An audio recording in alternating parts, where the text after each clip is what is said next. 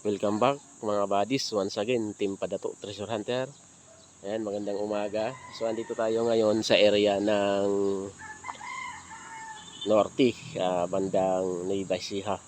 So ayan, andito yung area na to. Itong tinatawag na earth element.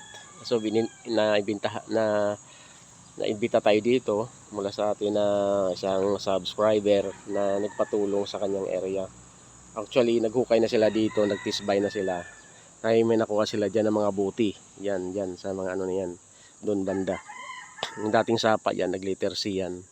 So dyan sila naghukay, nakita nila yung buti. At mga ibang mga mayroon na dyan nakuha silang tubo na nakatayo.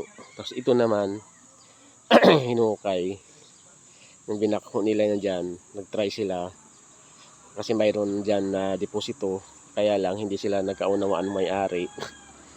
Hindi maganda yung attitude nung nag-operate dyan, pinaalis niya.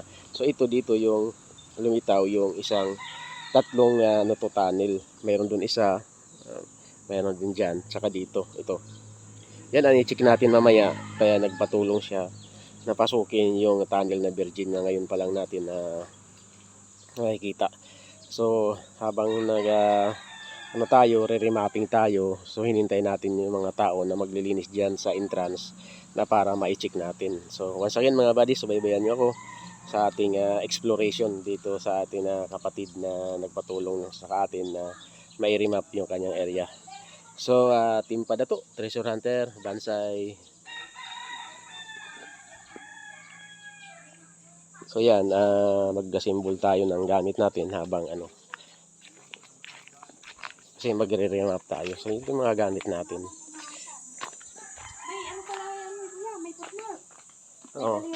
Diyan. Hindi lang ayun yung bangka. Oo. Hindi ko na makikita. Sayang naman. So yan mga buddies, habang mag-assemble tayo ng mga gamit.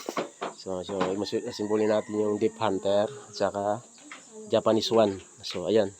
Yan, kung bago ka pala sa channel ko, mag-subscribe na kayo dyan para ma-update mo lahat na area na pinupuntahan ko. So Team Padato Treasure Hunter, Bansay.